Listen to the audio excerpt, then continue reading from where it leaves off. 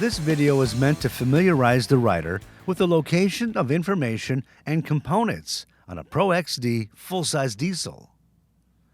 Note that some features and accessories shown may not be present on all models and may not represent production vehicles. Starting at the front of the vehicle, the grille can be removed by releasing the two tabs. The vehicle hood can be opened by turning the two quarter-turn latches and sliding the hood forward.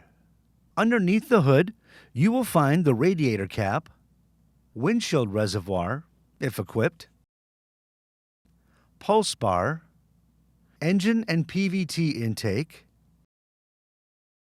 coolant overflow bottle, horn, and the windshield nozzle and wiper if equipped. Moving to the front suspension, you'll find the shock assembly, tie rod, CV joints and axle, A-arm, and ball joints. The brake fluid reservoir can be viewed through the left front wheel well. Doors, if equipped, can be found on both sides of the vehicle. Once inside, you will find the HVAC vents, if equipped, cup holder, light switch, instrument cluster with mode and navigation buttons, steering wheel tilt lever, and ignition switch. In the center, you will see the rear view mirror, if equipped, HVAC vents, if equipped, storage, cup holders, shifter, park brake, horn, all-wheel drive switch, windshield wiper control, if equipped, HVAC controls, if equipped, and a 12-volt outlet. On the right side of the dash, there is a glove box and cup holder. Lower storage, HVAC vents, and cup holders. Underneath the bench seat is access to the battery,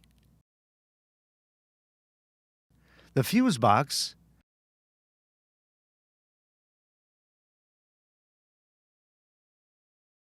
and the fuel filter and water separator. The fuel cap is located on the driver's side of the vehicle. Use only the recommended diesel fuel. At the rear driver's side wheel well, you'll find the air filter and clutch cover.